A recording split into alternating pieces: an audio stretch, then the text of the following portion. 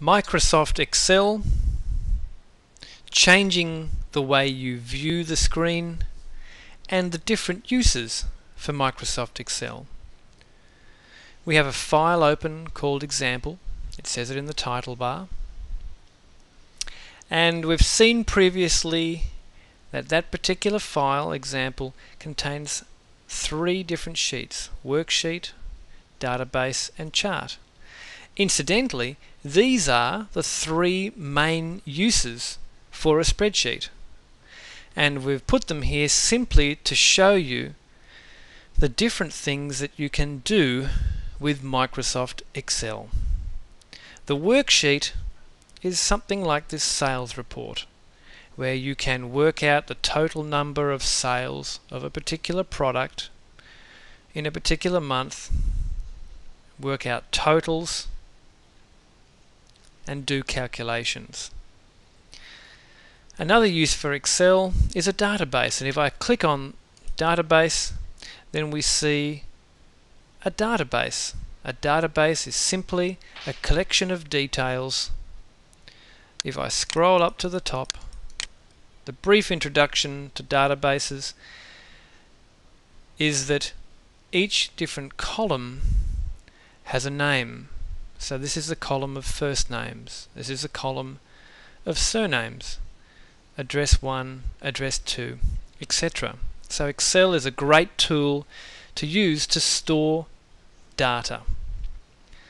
And thirdly, it's a good tool to create a chart. So if I click chart, we're now looking at a chart.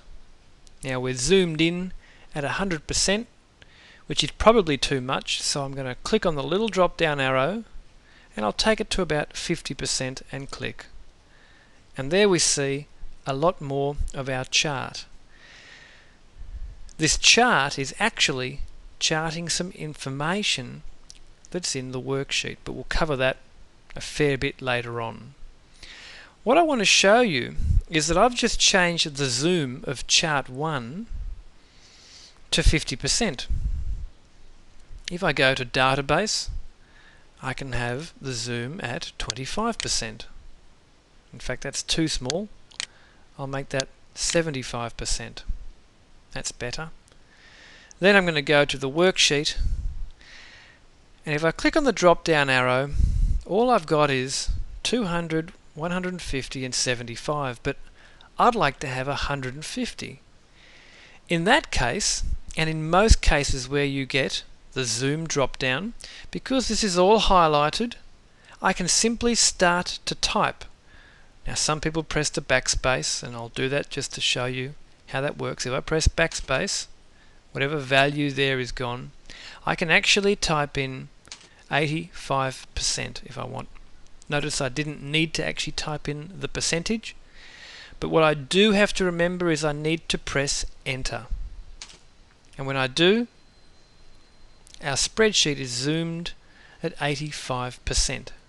Again, if I click on database, that's still 75%, and I go to chart, and that's still 50%. So whatever zoom you set for each sheet, Excel remembers it.